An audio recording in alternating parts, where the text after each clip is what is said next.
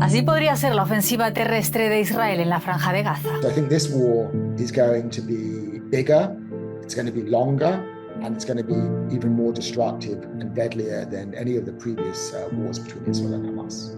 This is going to be urban warfare. This is a three-dimensional war. You have to expect that the enemy is attacking you from above, from below, from the front and from behind.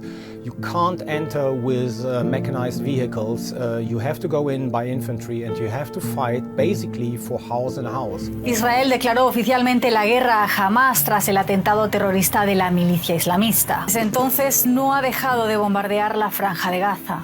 Pero el cautiverio de los rehenes que tomó Hamás en Israel complica mucho la estrategia para lanzar una ofensiva terrestre. Likely that many of them are being kept in Hamas's underground tunnels and bunkers, so it's very difficult to find them, to reach them.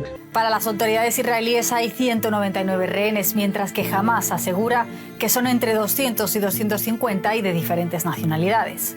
It's not just Israeli citizens who are held hostage, but there's also many foreign nationals, so many other governments are also going to be trying to do what they can to bring their hostages home. And this really complicates the whole situation because it's going to be very difficult, for example, for the Israeli army to wage war in the Gaza Strip without jeopardizing the lives of those hostages. And I think as the days and weeks go on, there's going to be mounting public pressure inside Israel and around the world to bring those hostages home. Ahora Hamás afirma que planea liberar a rehenes extranjeros si se cumplen sus condiciones. ¿Qué puede hacer entonces Israel para que se liberen los rehenes? Really, the only way to secure the release of those hostages is likely to be through some sort of a negotiated agreement with Hamas, however distasteful that may be.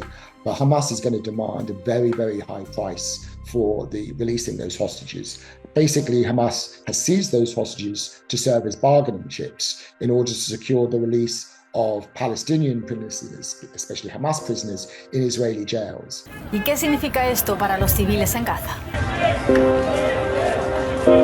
We know from previous campaigns that Hamas is using civilians as a kind of human shields. So therefore, the ground invasion is the alternative to bombing from above Gaza into rubbles.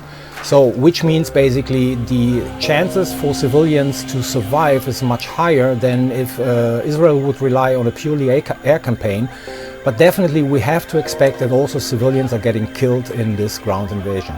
It's basically impossible for any army, no matter how skilled and trained, to conduct a major war in such a small territory without seriously affecting the lives of Palestinian civilians.